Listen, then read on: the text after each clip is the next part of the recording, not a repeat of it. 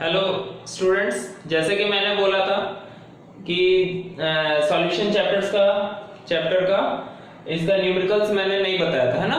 कुछ क्वेश्चंस जैसे शुरू में अप टू हेनरीज लॉ तक कुछ क्वेश्चंस न्यूमेरिकल प्रॉब्लम्स मैंने बताया था, और उसके बाद मैंने बोला था कि इधर थ्योरेटिकल पार्ट पहले कर लेते हैं और न्यूमेरिकल्स फिर उसके बाद हम लोग डील करेंगे एक एक करके, ठीक है। तो अब हम लोग आ जाते हैं न्यूमेरिकल्स, थोड़ा सा आज बात करते हैं, न्यूमेरिकल्स डील करते हैं, ठीक है। चलो, सबसे पहला हेनरी लॉ तक बात किए थे, पर हेनरी लॉ में खाली सिंगल गैस पे ही बात किए थे, ठीक है। आज हम लोग अब इस क्वेश्चन के थ्रू बात करते हैं मिक्सचर अगर गैस का रहेगा तो वहां से हेनरी लॉ का एप्लीकेशन यूज करके कैसे हम सेपरेट करेंगे, ठीक है। चलो देखो, क्वेश्चन दिया हुआ है Henry's law constant for O2 and N2 dissolved in water at 298 Kelvin are 2.0 into 10 to the power 9 Pascal and 5.0 into 10 to the power 9 Pascal respectively.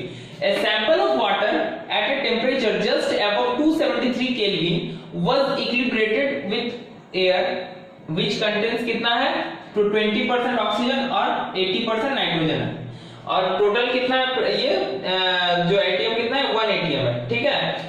तो ऑब्वियस सी बात है the dissolved gas was separated from a sample of this water and then dried. Determine the composition. Question बोलता है कि एक Henry law constant दिया है, Henry law constant दे दिया O2 और N2 का कितना at 298 केल्विन, इतना एंड इतना पास्कल रेस्पेक्टिवली। अब बोल रहे एक सैंपल वाटर सैंपल है, ठीक है, उसका टेम्परेचर कितना जस्ट अबव 273 केल्विन है, और उसमें क्या है कि बेसिकली एयर के फॉर्म में वो डिसॉल्व है, कितना तो 20% ऑक्सीजन डिसॉल्व है और 80% नाइट्रोजन। टोटल कितना एटीएम प्रेशर है 1 एटीएम, ठीक है। तो ये बोल रहा है कि भाई कंपोजिशन फिर उस सॉल्यूशन में, मतलब अगर उस सॉल्यूशन के अंदर जितना भी वाटर है उसको ड्राई कर दें तो कितना कंपोजिशन में दोनों गैस है, कंपोजिशन ऑफ गैस तुमको निकालना है। चलो ठीक है, चेक करते हैं, निकालते हैं इसको। तो सॉल्यूशन में क्या होगा, तो सबसे पहले हम अगर हमको दिया है कि 20% ऑक्सीजन है और 80% नाइट्रोजन है, तो ऑक्सीजन का कितना हो जाएगा, तो partial pressure of oxygen, pressure या पार्शियल प्रेशर कर देते हैं, तो पार्शियल प्रेशर ऑफ ऑक्सीजन कितना हो जाएगा भाई, तो 20% मतलब 0.2 एटीएम, ध्यान देना, ठीक। और उसी तरह पार्शियल प्रेशर ऑफ नाइट्रोजन मतलब N2 का कितना हो जाएगा 0.8 एटीएम, क्योंकि ध्यान देना टोटल 1 एटीएम दिया जिसमें मिक्सचर कितना थे 20% तुम्हारा ऑक्सीजन और 80% नाइट्रोजन। तो मेरा पार्शियल प्रेशर ऑफ ऑक्सीजन और नाइट्रोजन पता चल गया, ठीक है। और हमको पता है दोनों का कॉरेस्पॉन्डिंग KH का वैल्यू, तो हमको KH का वैल्यू भी दे दिया, ध्यान देना KH ऑफ ऑक्सीजन कितना दिया भाई, तो KH ऑफ ऑक्सीजन दिया हमको 2.0 into 10 to the power 9 pascal, और KH ऑफ नाइट्रोजन कितना दिया, तो 5 into 10 to the power 9 pascal. अब इस चीज को ध्यान देना है कि यहाँ पे पार्शियल प्रेशर एटीएम में है, पर यहाँ पे जब KH का वैल्यू पास्कल में, तो हमको कोई एक में जाना पड़ेगा।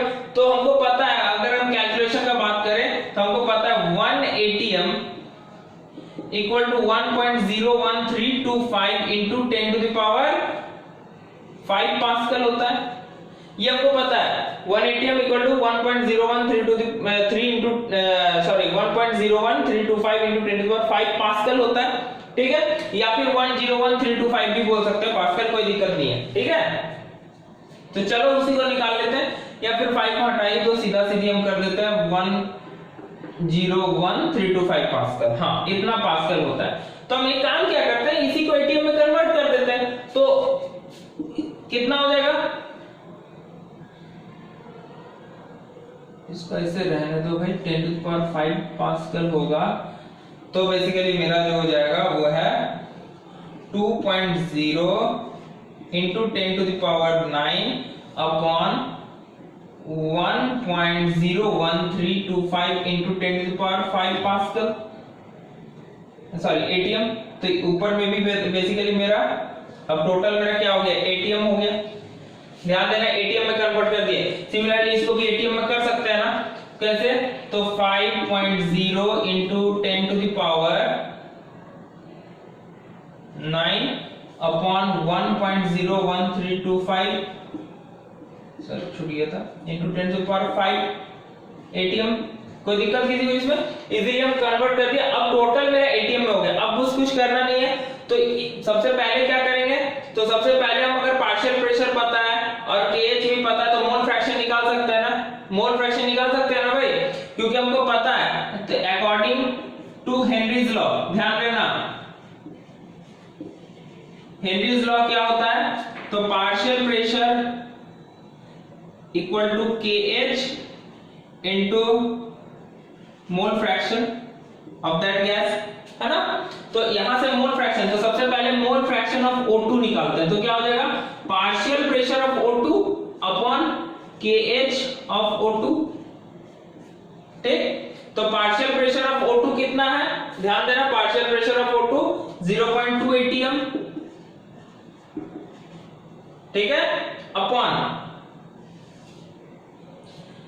KH of O2। तो KH ऑफ O2 कितना हो जाएगा? तो ये पूरा तो 2.0 इंटू 10 टू द पावर 9,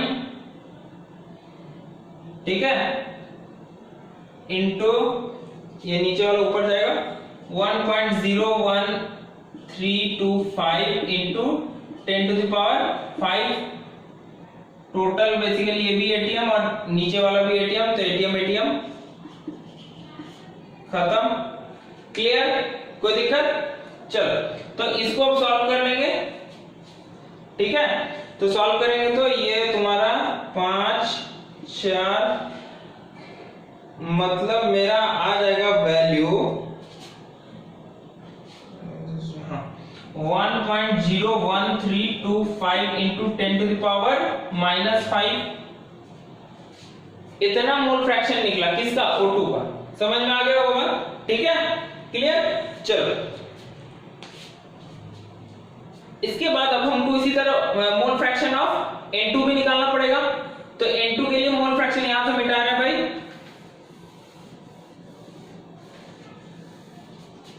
तो मोल फ्रैक्शन ऑफ N2, तो मोल फ्रैक्शन ऑफ N2 क्या होगा? तो पार्शियल प्रेशर 0.8 atm था अपॉन KH ऑफ N2 कितना था? 5 into 10 to the power 9 atm और नीचे वाला ऊपर जाएगा 1.01325 इंटू 10 टू द पावर 5, ठीक है। तो यहां से वैल्यू निकल जाएगा 4 बच्चा सॉरी ऊपर 4, ठीक है। अब ये इंटू ये डिवाइडेड बाय ये करेंगे तो 0.8 into 1.01325 upon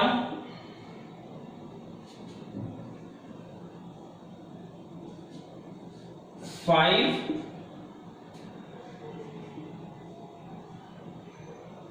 10 to the power 4 आ जाएगा, ठीक है। अब इसको थोड़ा कैलकुलेट कर लेते हैं कितना आ रहा है।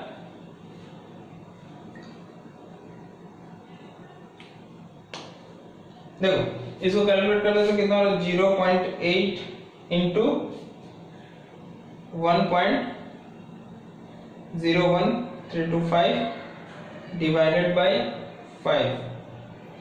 हाँ, जो वैल्यू आ रहा है ये तुम्हारा 1.6212 इंटू 10 टू द पावर -5 इतना आ रहा है। ये मोल फ्रैक्शन ऑफ xN2 है, ठीक है। और ये तुम्हारा मोल फ्रैक्शन ऑफ क्या किसका था? O2 का था। आया बात समझ में? अब हमको क्या निकालना है? कंपोजिशन। तो आते हैं कंपोजिशन किसी का, एक तो पहले निकालते हैं, यहां तक यहां से मिटा रहे हैं। तो सबसे पहले निकालते हैं कंपोजिशन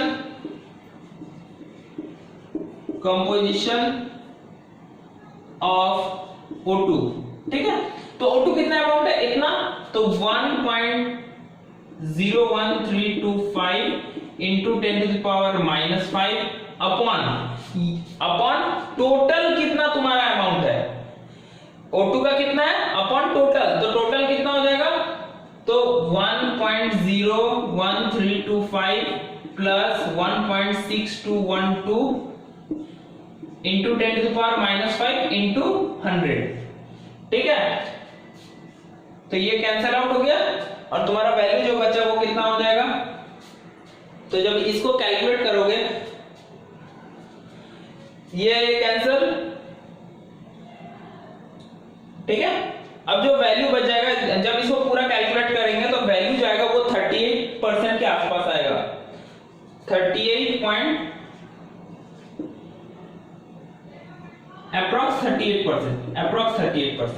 ठीक है। तो composition of N2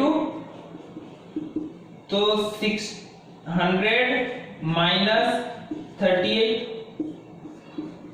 equal to 62% के आसपास। आई होप ये न्यूमेरिकल सबको समझ में आया, कुछ नहीं है, सिंपल क्या करना है, देखो फिर से स्टेप समझ लेना। तो तुमको सब कुछ दिया हुआ है, पार्शियल प्रेशर ऑफ O2 और N2 यहां से निकाल लेना है, क्योंकि टोटल 1 atm दिया तो 20% मतलब 0.2 atm और 80% मतलब 0.8 atm, ठीक।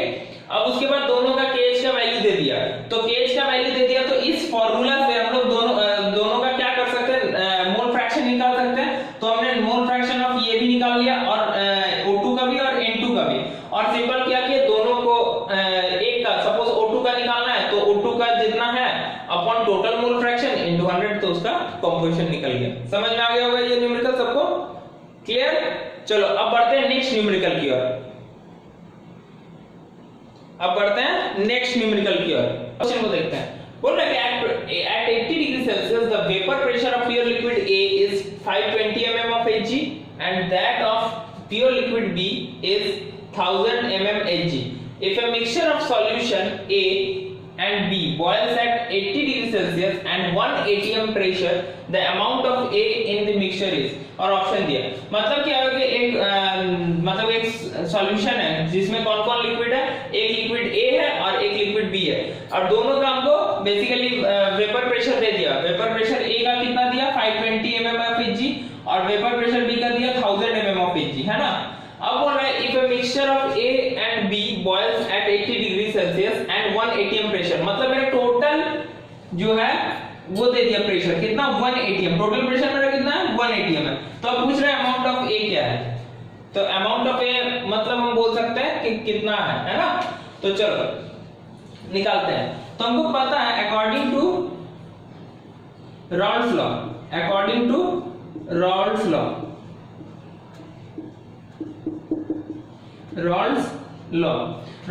क्या है, तो total pressure equal to partial pressure of A plus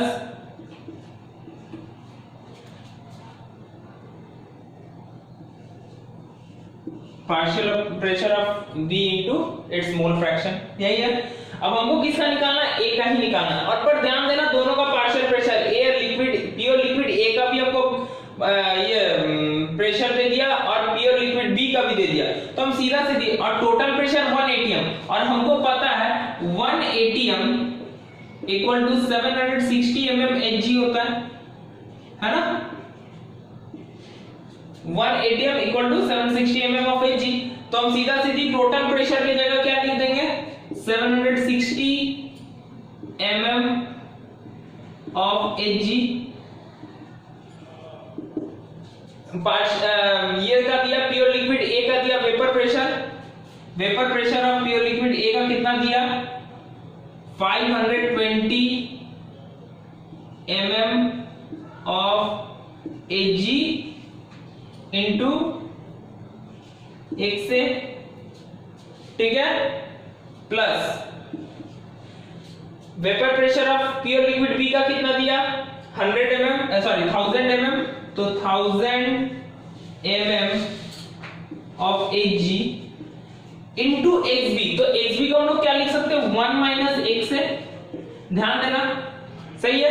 तो मेरा अब क्या है टोटल जो है वो a के टर्म में चल गया, तो सीधा सीधी mm of Hg को सब में से कैंसिल आउट कर दे तो क्या हो जाएगा 560 इक्वल टू हो जाएगा 520 इंटू XA प्लस 1000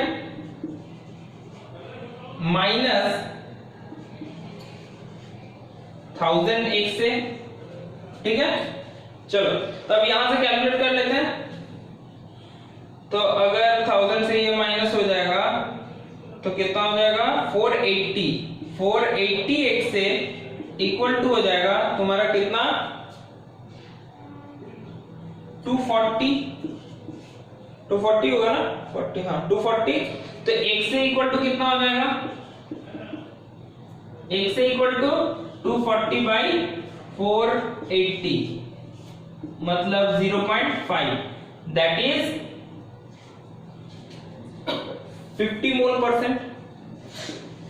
50 मोल परसेंट ऑप्शन 1। समझ में आ गया, ये क्लियर है? किसी को कुछ doubt?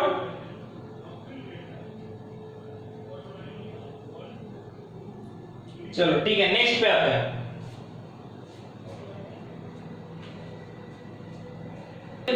Assuming ideal behavior, calculate the pressure of 1 molar solution of non-volatile molecular solute in water at 50 degree Celsius.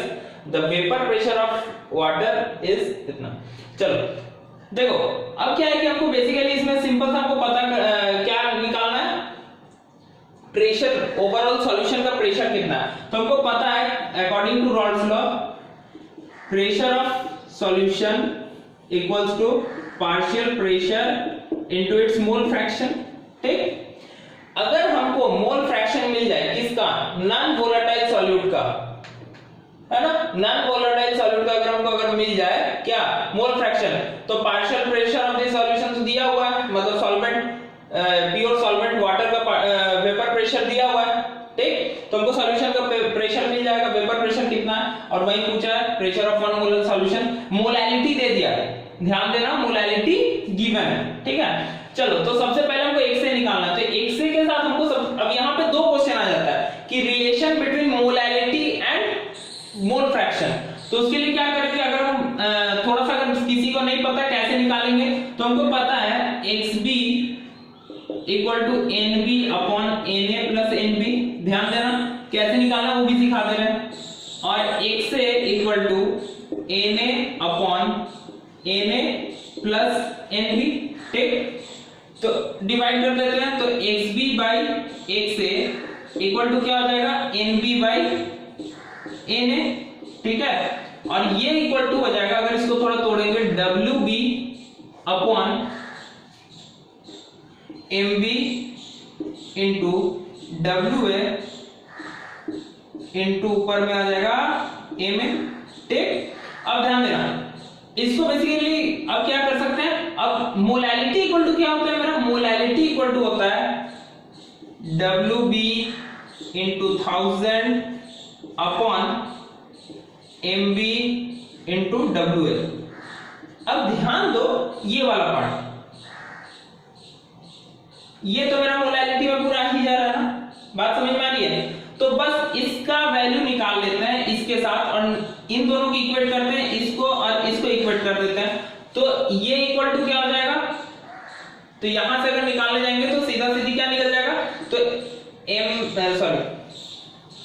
WB by MB into WA equal to क्या हो जाएगा, equal to XB upon XA into MA। अब इसको उठा के इसमें बस put कर देंगे, तो मेरा मोलैलिटी इक्वल टू हो जाएगा क्या, तो XB upon XA into MA into 1000। तो ये मेरा रिलेशन निकल गया किसका, मोलैलिटी और मोल फ्रैक्शन का। यहां तक क्लियर? अब बस इसी का यूज करेंगे। तो अब हमको क्या, यहां तो मेरा एक ही नॉन वोलेटाइल सॉल्यूट है, तो हम इस मोल फ्रैक्शन को भी XB के जगह 1 माइनस x से लिख सकते हैं। तो यहां पे अब इसको पुट कर देते हैं, ध्यान देना। तो मोलैलिटी इक्वल टू हो जाएगा, मोलैलिटी इक्वल टू XB के जगह 1 minus XA upon XA into 1000 upon MA। MA मेरा क्या है? वाटर, ठीक है।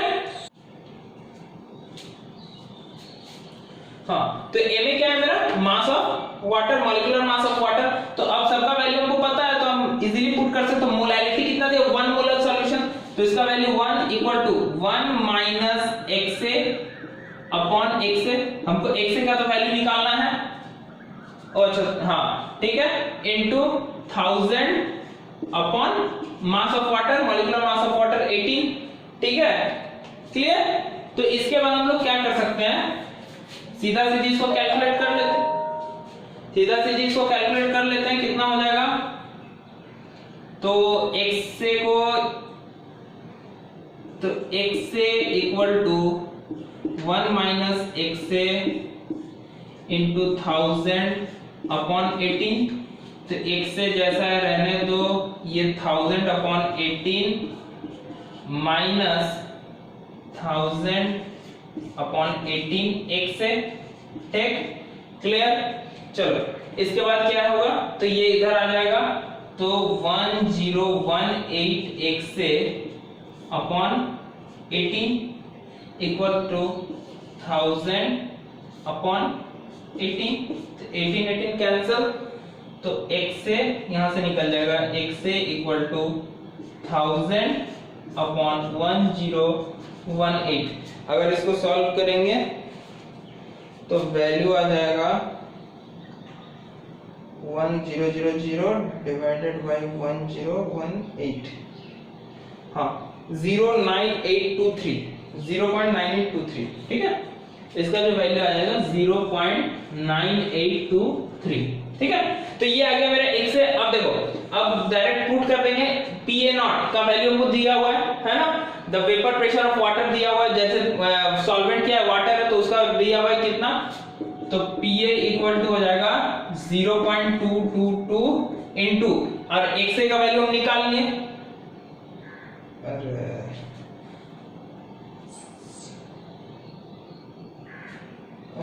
ये यहाँ पे तो नीचे नहीं दिख रहा होगा, एक मिनट रुकना।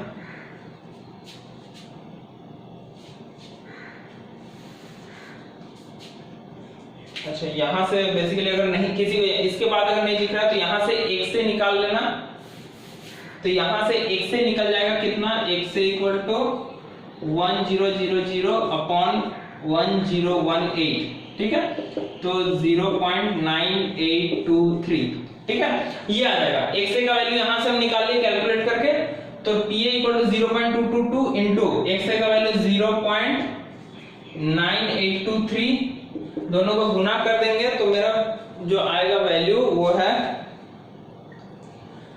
0.222 इनटू 0.9823, हाँ 0.2180, ये मेरा सॉल्यूशन का 0.2180, ये मेरा सॉल्यूशन का क्या निकल गया, प्रेशर। और भी आगे रहेगा तो यहीं तक लिए 0.218, तो ये pressure of solution, 1 molar solution, ठीक है, यहां तक समझ में आ गया। नेक्स्ट आते हैं नेक्स्ट केमिकल में। चलो नेक्स्ट क्वेश्चन देखते हैं। क्वेश्चन बोल रहा है बेंजीन और toluene forms nearly ideal solution, मतलब बेंजीन और टॉल्यूइन का एक सॉल्यूशन है, आइडियल सॉल्यूशन है, ठीक है, जिसमें at 298 kelvin vapour pressure of pure benzene इतना टॉर एंड प्योर टॉल्यूइन इतना torr. Calculate the vapour pressure of solution containing equal weight of two substances at this temperature, मतलब दोनों का जो गिवन वेट है वो क्या है, दोनों का सेम है, इक्वल वेट है, ठीक है। तो इसमें हमको सबसे पहले क्या करना पड़ेगा, तो ऑब्वियस है मिक्सचर है, तो याद करो एक फार्मूला बताए थे क्या, total pressure equal to PA plus PB, याद होगा। तो PA का तुम लिखे थे क्या, P0A XA plus P0B XB, है ना, ये हम लोग पढ़े हुए थे, है ना। टोटल प्रेशर व्हेन दोनों वोलेटाइल लिक्विड आपस में जब मिक्स करता है तो टोटल प्रेशर क्या होगा, दोनों का ये सम हो जाएगा, दोनों के इंडिविजुअल प्रेशर का सम हो जाएगा। तो इसमें हमको क्या निकालना पड़ेगा, अब देखो ये वैल्यू दिया हुआ है बेंजीन का, अगर सपोज XA मेरा बेंजीन है और XB मेरा टॉल्यूइन है, तो ऑब्वियसली बेंजीन का भी दिया हुआ है और टोल्यूइन का भी दिया हुआ है ना। तो इजीली हमको बस क्या निकालना है, हमको x से और xb निकालना है। बात समझ में आ रही है? तो हमको सबसे पहले x से निकालना है, सपोज xb पहले निकालना है। तो xb सपोज हम मान लेते हैं बेंजीन, xb मतलब मोल फ्रैक्शन ऑफ बेंजीन के लिए। तो मोल फ्रैक्शन ऑफ बेंजीन क्या होगा, तो number of moles of benzene upon total number of moles, that is number of moles of benzene plus number of moles of toluene. T stands for toluene, ठीक है, क्योंकि benzene और toluene है दो है, ठीक है, एक बी ले लिए एक टी ले लिए। तो अगर हम ऐसा करेंगे तो नंबर ऑफ मोल्स मतलब गिवन वेट सपोज W रहने देते हैं अपॉन बेंजीन का मॉलिक्यूलर वेट C6H6 है मतलब 78 हो जाएगा, और टोल्यूइन का C6H5CH3 मतलब हो जाएगा 90, ये हो जाएगा 77 और 15 92, ठीक है। चलो तो बेंजीन के लिए गिवन वेट W कंसीडर कर लेते हैं, W है अपॉन मॉलिक्यूलर वेट कितना है 78 अपॉन इसका number of moles of benzene कितना हो जाएगा, बेंजीन का नंबर ऑफ मोल्स यहां पे भी W बाई 78 प्लस, अब चूंकि दोनों इक्वल है, ध्यान देना क्वेश्चन में दे दिए equal weights of two substances, तो इसको भी क्या लिख सकते हैं W बाई 92। कोई दिक्कत किसी को इसमें? क्लियर? किसी को इसमें दिक्कत है तो बोलो, ठीक है। चलो तो इसमें यहां से हम सॉल्व कर सकते हैं। तो जब इसको सॉल्व करेंगे तो वैल्यू जो आएगा, जैसे एलसीएम नॉर्मल एलसीएम लेके सॉल्व कर सकते हो आराम से एलसीएम लेके सॉल्व। तो इसका जो वैल्यू आएगा वो तुम्हारा यहां से W कैंसिल आउट हो जाएगा। तो जैसे ही W कैंसिल आउट होगा तो 1/78 अपॉन 1/78 प्लस 1/92, ठीक है। तो इसको सॉल्व करने पे जो वैल्यू आ जाएगा वो है 0.541। सिंपल सॉल्यूशन सॉल्व कर लेना कैलकुलेशन करके, तो वैल्यू आ जाएगा। तो मेरा xb आ गया कितना 0.541, तो x से इक्वल टू क्या हो जाएगा मेरा 1 माइनस 0.541 मतलब कितना आ जाएगा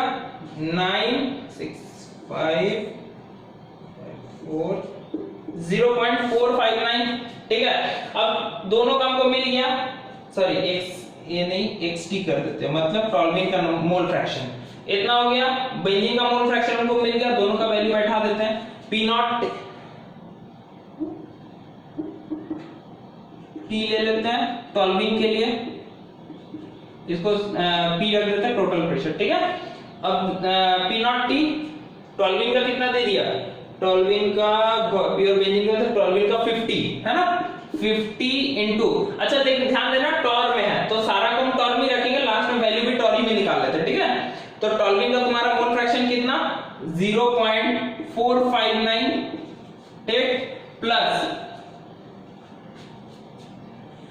pressure vapour pressure of benzene 150 into उसका ये कॉरस्पॉन्डिंग मोल्स 0.541 कैलकुलेट कर लो। इसको अगर कैलकुलेट करेंगे तो तुम्हारा जो वैल्यू आएगा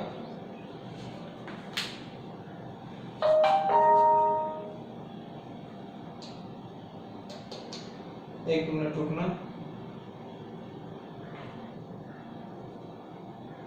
कैलकुलेशन 50 into 0.459 इसका हो जाएगा 22.95 प्लस 150 into 0.541 इसका हो जाएगा 81.15, दोनों को जोड़ देंगे तो 0 1 3 4 4 10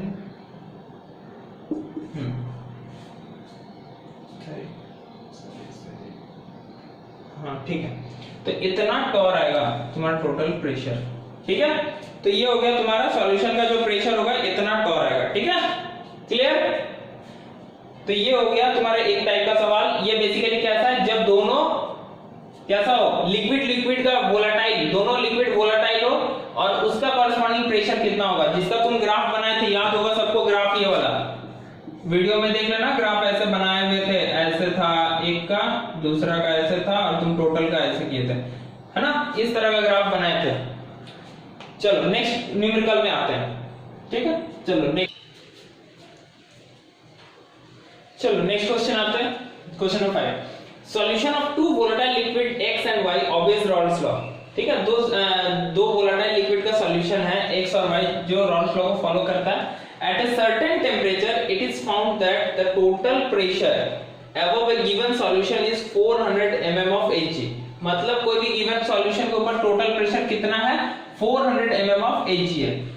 और the mole fraction of x, मतलब एक का हमको मोल फ्रैक्शन दे रहा है, किसमें, इन वेपर फेज, तो वेपर फेज में मोल फ्रैक्शन कितना है 0.45 और लिक्विड फेज में मोल फ्रैक्शन कितना है 0.65, मतलब x जो वेपर फेज में जो उसका मोल फ्रैक्शन वो कितना है 0.45 और लिक्विड फेज में कितना है 0.65, ठीक है। तो पूछ रहा है कि vapour pressure of pure liquids, चूंकि x और y का है तो हमको बेसिकली पूछ जो रहा है वो क्या है, तो P0x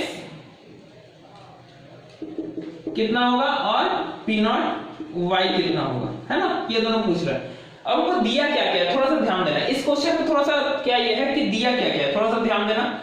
तो हमको P टोटल दे दिया, ध्यान देना, P टोटल कितना दिया है 400 mm ऑफ Hg, इतना दिया, ठीक है।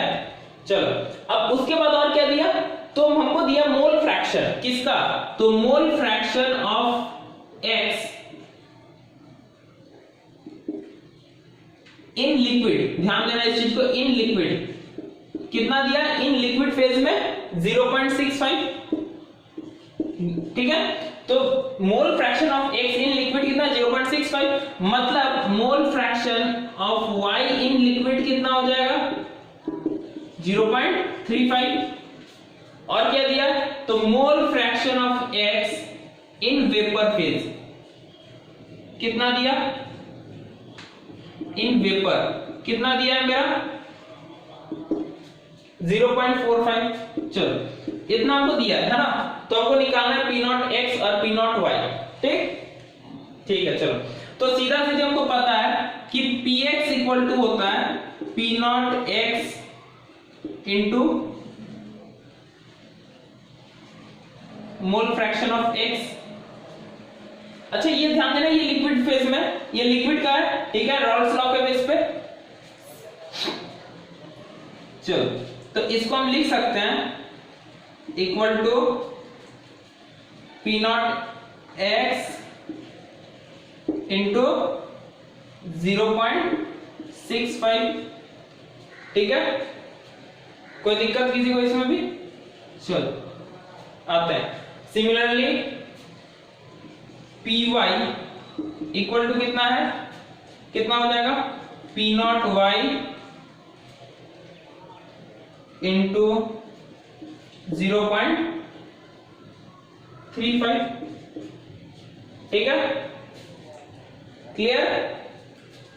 चलो अब आते हैं कि हमको एक पता है, अब वेपर फेज में हमको मोल फ्रैक्शन दिया, तो हमको एक फ्रॉम डाल्टन्स लॉ है ना, क्या बोला था कि partial pressure of any gas is equal to total pressure into its mole fraction in vapour phase, है ना, ये हम लोग जानते हैं। और हमको पता है यहां से हम डायरेक्टली Px का वैल्यू ये लिख सकते हैं, तो Px की जगह लिख सकते हैं क्या, P0x into 0.65 equal to P total कितना है मेरा 400 इंटू 0.45, सही है, कोई दिक्कत, क्लियर है यहाँ तक सब, सॉरी इन वेपर फेज कितना, हाँ 0.45। अब आगे बढ़े, तो P0x equal to 400 into 0.45 upon 0.65, ठीक है, क्लियर है यहाँ तक। तो इसको सॉल्व कर लेते हैं। इसको सॉल्व करने पे जो वैल्यू आएगा वो है 400 into 0.45 divided by 0.65, 276.92 mm of Hg। ये क्या है? Pure vapour pressure of X, pure vapour pressure of X कितना आ रहा है? 276.92 mm of Hg। तो अब हमको क्या निकालना? अब Py निकालना है ना, Py निकालना है, ठीक है। चलो, तो Py निकालने के लिए क्या हमको पता है? Py निकालने के लिए हम क्या करेंगे? सीधा सीधी तो हमको पता है P total equal to P not x x plus P not y x y, है ना। P टोटल हमको 400 दे दिया। P नॉट x का वैल्यू कितना आ गया मेरा? 276.92 इंटू x, मतलब अब ये जो x है ये लिक्विड फेज में है ना, तो लिक्विड फेज में x का कितना था? ध्यान देना, लिक्विड फेज में 0.65 प्लस P नॉट y हमको निकालना है, हमको पता नहीं है, इंटू xy का वैल्यू क्या हो जाएगा? xy का वैल्यू इन लिक्विड फेज 0, हाँ ये मोल फ्रैक्शन 0.65 तो 0.35 है ना। तो यहां से हम इजीली कैलकुलेट कर सकते हैं कि इसका py का वैल्यू p नॉट y का, तो p नॉट y के लिए क्या करेंगे? ये गुना ये, ठीक है। तो वैल्यू जो आएगा p नॉट y का इक्वल टू हो जाएगा 400 माइनस 276.92 इंटू 0.65 अपॉन 0.35, ये वैल्यू आ जाएगा तुम्हारा क्या? Pure vapour pressure of Y, pure vapour pressure of Y का ये वैल्यू चेक कर लेना, जितना भी आएगा वो आंसर हो जाएगा। तो इस तरह से P नॉट x और P नॉट y का वैल्यू मेरा निकल गया, ठीक है। तो ये आज हम बेसिकली 5-6 न्यूमेरिकल्स होता है, वैरायटी ऑफ न्यूमेरिकल्स करवा दिए, किसका? तो रॉल्स लॉ के बेसिस में, ठीक है। तो नेक्स्ट जो मेरा न्यूमेरिकल वीडियो रहेगा वो कॉलिगेटिव प्रॉपर्टी, एक हर कॉलिगेटिव प्रॉपर्टी में 4-5 करके बात करेंगे, वैरायटी ऑफ अलग-अलग वैरायटी के न्यूमेरिकल्स का, ताकि तुम्हारा जो है वो क्लियर हो जाए, ठीक है। अब उसके बाद सारा क्वेश्चन बनाना, जहां दिक्कत होगा वो तुम पूछ सकते हो इजीली। क्लियर? आज का वीडियो यहीं तक रखते हैं, चलो थैंक यू।